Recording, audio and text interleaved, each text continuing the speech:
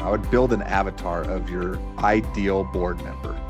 And the ideal board member probably doesn't have an age. It has a mindset, it has experience, it has willingness, it has curiosity. It'd be great if we had gender diversity, geographic diversity, experience, like all kinds of diversity. So now I would go find 4, 5, 6 people that fit that avatar. You could go individually and say, all right, this is what we're looking for in the future. We see you as a person who fits this. Yes, we'd love for you to be a board member, but more importantly, we'd like for you to tell us what's standing in our way of attracting someone like you. That's Richard Fagerlin. He's the founder and the president of Peak Solutions and has been recognized as a top 100 thought leader on trust for the past 3 consecutive years. He is also the very dynamic host of the Build Better Boards podcast, which is really the subject of today's program. Hello, I'm Terry Vishwanath, and I'm your co-host of Power Plays, a nationally syndicated program where we discuss issues that are important to co-op communities. One of the most pressing contemporary issues in these communities is how do we fill our co-op board positions with the next generation of leaders? As always, I'm joined by my colleague, a co-bank managing director, Tamara Reynolds. Hello, Tamara. Hey, Terry. Happy New Year. Hey, you as well. January is always a really important month for our podcast. With all of the planning and strategy sessions, we seem to have our highest listenership in this month. And Tamara, you felt strongly about talking about the next generation of leadership as we begin our 2026 podcast journey. Why was this topic so important to you? Yeah, Terry, I just, when you look around the industry and you think about all the changes happening, the rate of change, the types of challenges these utilities are facing, particularly on the co-op side, as you think about the size and scope of what they do, it's just so important to be thinking about who's going to be providing guidance and leadership at these organizations so that the management teams and the leadership teams can go out and execute and bring that value and that reliability and that affordability back to the membership. And so this topic in particular is really important to me and one that I think we have a lot of opportunities to sort of focus on and get right over the next several decades. All right, so let's get into this conversation. Tamara, you did the heavy lifting, recording this conversation a few days before Christmas. Hey, thanks for that. For this recording, you will hear Tamara asking questions of Richard and Dr. Keri Jacobs, who is the other co-host of Build Better Boards, but also a distinguished associate professor and Robert D. Partridge Chair in Cooperative Leadership at the University of Missouri. You're going to enjoy this conversation. So glad to speak with both of you today. I have Richard Fagerlin and Dr. Keri Jacobs with us, hosts of another podcast. So it's kind of fun to be able to do a crossover here. But why don't we do a brief intro for both of you all? Richard, I'll start with you. I started my professional career working for a large farmer-owned co-op. 24 years ago, I started Peak Solutions and worked primarily doing strategic planning and leadership development, coaching, et cetera. But along the way, a lot of the work that we're doing with management teams is so relevant with boards. And this transition just started taking place in the last 5 years where I'm nearly exclusively working with boards as it relates to all these topics. Keri, how about you? Let's give us a little bit of your background. My formal background training is as an ag economist. So my PhD work was at NC State. My first job out of NC State as an ag economist was working at Iowa State University. And by happenstance, there was a vacancy in a role that was focused on agricultural cooperatives. That job at Iowa State gave me exposure to cooperative boards and leadership. And now I'm at the University of Missouri, and I've been in this role as executive director of the Graduate Institute of Cooperative Leadership since January 2021. And this opportunity to be at the University of Missouri, they have a big focus on cooperatives there. And so it's just kind of elevated the work that I get to do and the groups that I get to work with, which is just an honor. So thank you for having me. Maybe in the context of electric co-ops, give us some perspective about why attracting younger directors is really mission critical for them, and particularly right now. I was recently having a conversation with the CEO of Yellowstone Valley Electric Co-op, and their growth is in where the population center growths are. So When we think about what's the future of the REC look like, and therefore what is the role of the directors, it needs to reflect who's moving into those communities, who's choosing to start their families in those communities, who are the thought leaders in those communities. And I'll be honest, I struggle with this topic a little bit because it's always mission critical to have diversity of voices there. This has been the challenge for the last 100 years, or how many years these electric co-ops have been in existence. But it does seem like there's something different now. And this is the right time to be talking about this. So younger people naturally have a less aversion to change because they're less set in the way that things are for them. And so if you look back on the history of electric co-ops, the year over year change has been so minimal for so long that if you take the last 5-10 years, and if you look at the next 5-10 years, then you can have kind of a copy paste year over year. To your point, you're getting people into these areas that maybe are first time folks living in rural communities, or they've had some fortunate job opportunities that mean they can be remote, right, in an area that's maybe more affordable for their family, or they want to have a different lifestyle for their kids. And I think you're exactly right. Finding a way to sort of align the membership with what the board representation looks like is super important when it just continues to sort of evolve and really, as you said, a catalyst for exponential change really in a shorter window of time. Maybe Richard, I'll start with you. What unique perspectives or skills do you think younger directors bring to the equation that maybe co-ops today are missing? And how does that translate perhaps to member value? People are paying more attention to the costs of their life. And so maybe they took for granted, where's my power come from? I flip the lights, I pay the bill, it doesn't matter. And so I think that community members are paying more attention. So being closer to the folks in the community that you're serving, and especially in these more urban centers, that's an important thing. Also, I just think technology and insight around the way that kind of business evolves today, again, back to that pace of change, the closer you are to those changes in that technology, the more you're going to understand it. One of the things we talk about in the boardroom is board members are providing advice and accountability. So the greater insight that you have in your everyday world, likely that translates to the greater value that you can have. And maybe age doesn't matter as much as like relevance to these changes, but there's a correlation to those who are early mid-career versus those who are post-career in terms of that relevance to these changes in the tech and the insight and the politics and everything that goes along with it. It is about representation, but it's what you're looking for is relevance and relevancy to the decision making. And so when you think about what a younger director might uniquely bring, Richard mentioned this closeness to communities, that legitimacy within the community. They understand the realities within the workforce differently. They're just really closer to how the work-life balance is changing also, and what decisions are being made. When I think about millennials and Gen Z and the situation their families and their households are in compared to the one I was in, the dual income households today, heavy reliance on childcare, different mental loads. So I think they bring that perspective in, and just, of course, their digital savviness and the user experience around that, and transparency. So co-ops are transparent by nature. They strive to be, and it's an important part of our value proposition in the cooperative.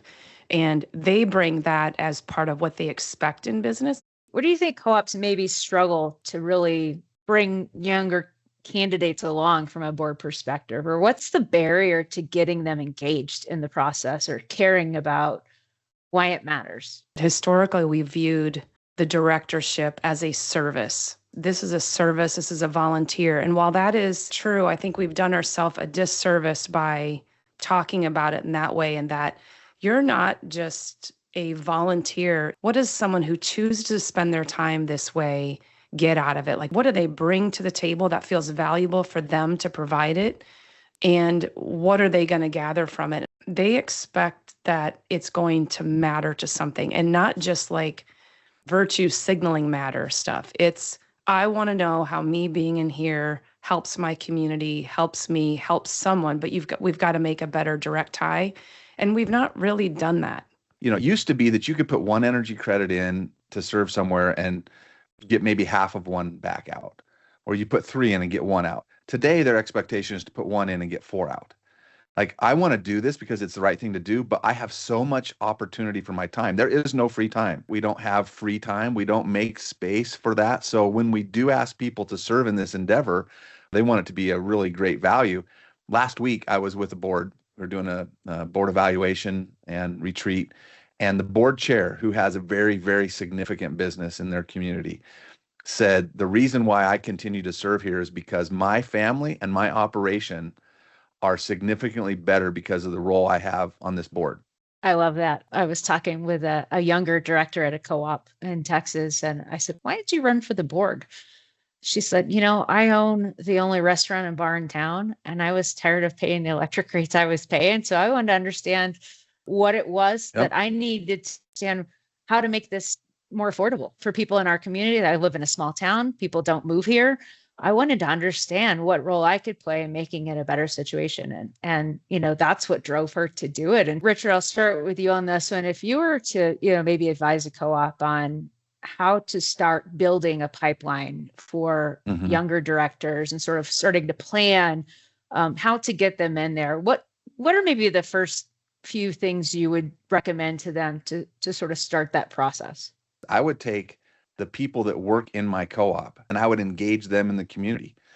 People tend to want to hang around folks that are kind of in their same, they perceive as their peers. And so I would encourage my employees to be involved in the community events.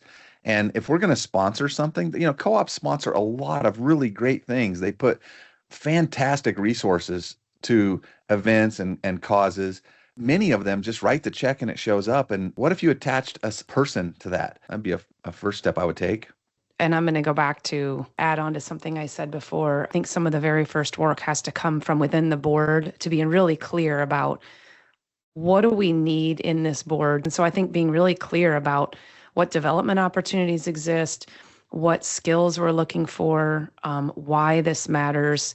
And then like Richard said, this is about relationships, developing this kind of cohort pipeline, interested leaders. And the value of that is if you're developing relationships from the boardroom about potential future leaders, you're also just engaging someone with the cooperative in a new way, even if they never become a potential board member. And so I just think there's a lot of work we can do at the board level to get really clear on what it is we do in this board and what we need inside the boardroom, creating a bit of a job description around recruiting and nominations, and then build relationships with that in mind. But it doesn't just end there. Like, this is an opportunity to be stewards be promoting within the community and letting some of that naturally matriculate in.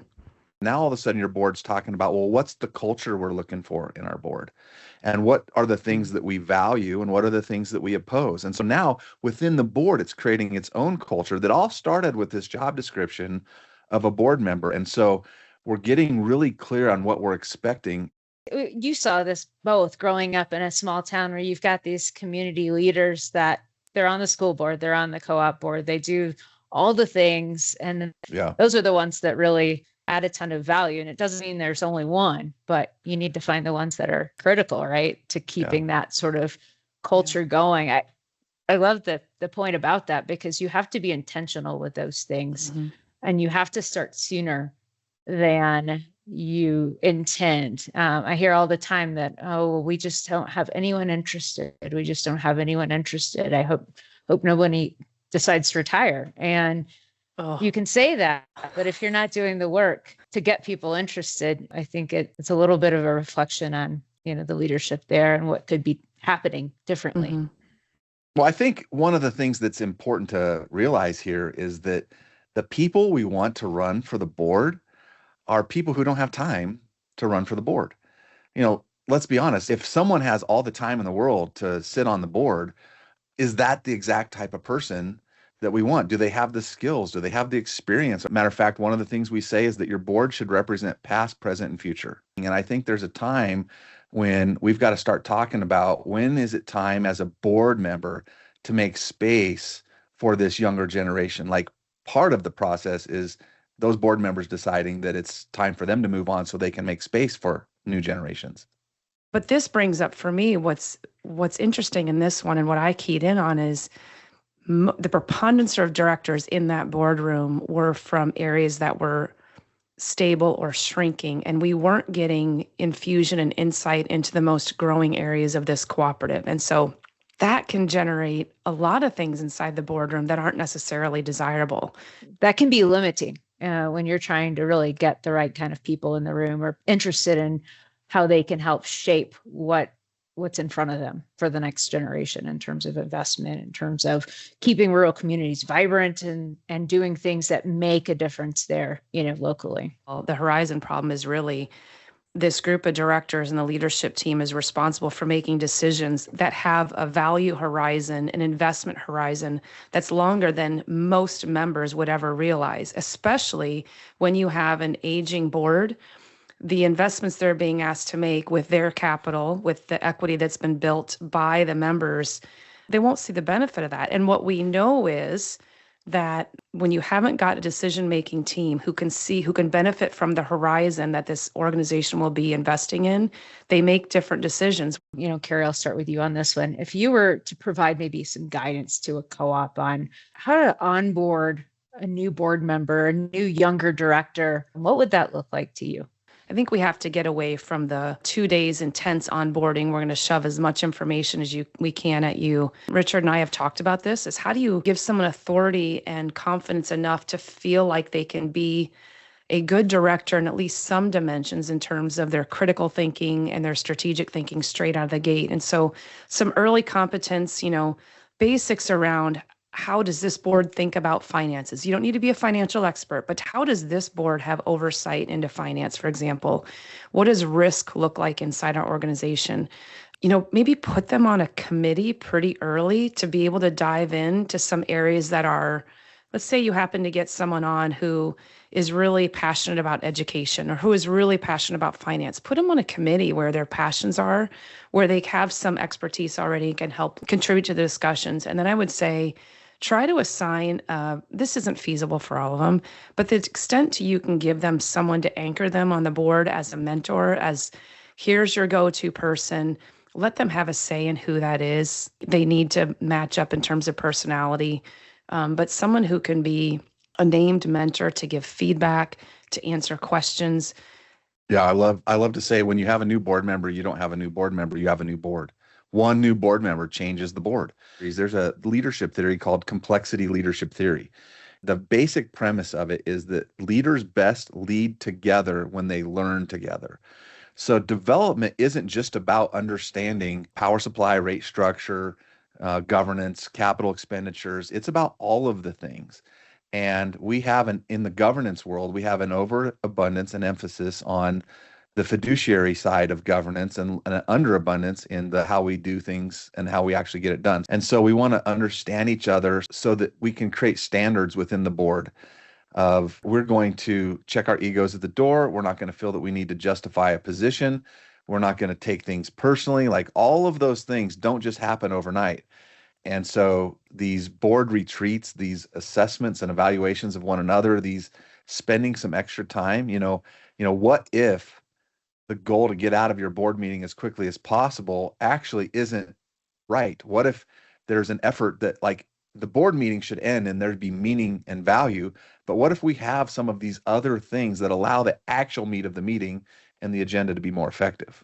These younger generations, the millennials and Gen Zs, it's not that they don't trust, but they don't trust straight out of the gate. And so, Richard, along your lines of like spend time together, that's how they can develop that spending time, breaking bread, like you said. It all aligns really well with what we understand, or at least what I think the literature is saying about how this younger generation works and prefers to work in teams. One thing that struck me about what you said about the mentorship, I think that's a really great approach to that. I think the other thing that sticks out to me is that there's an opportunity for newer or younger people to mentor people that have been on the boards, the expertise that they're bringing to the table. The idea there is reverse mentorship, or I've also heard it called mentorship.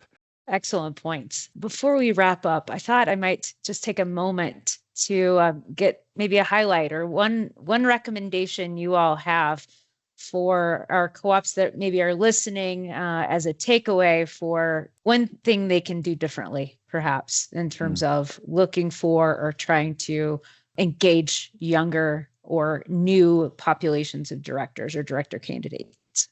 I will just start by saying, I think be really clear on what you're looking for in the board and honor that. Don't just put that up as lip service and then revert to old patterns, but be really thoughtful about that. And like Richard said early on, you want to find the people who are leaders, who are busy, who may not have the time, and figure out how to make it worth their time. And so reframing that and being really clear on what the value proposition is. And then if you're going to say that this is the value of serving on the board, stick to that. Don't revert to these old habits where we're not going to change. Reconsider what is rigid about board service and what is not. Our top talent are working differently than our top talent were working 15 years ago, 20 years ago, 30 years ago. So figure out how this top talent of leadership works and meet them where they are. This discussion highlights the growing importance of recruiting younger directors who bring relevance, technological awareness, and a closer connection to rapidly changing communities. It emphasizes that co-ops often struggle to attract these candidates because the director role is either framed as a volunteer service without a clear value proposition or doesn't provide a flexible structure. Richard and Keri make a really persuasive argument that building an effective pipeline requires intentional relationship building, clear articulation of the board's needs, and active community engagement by co-op staff. Yes to all of that. Terry, I really enjoyed this conversation and hope it was a great way for everyone to kick off the new year. I hope all you've enjoyed listening and will join us next month as we are joined by David Bodak from S&P as he discusses the credit headwinds ahead in 2026. Goodbye for now.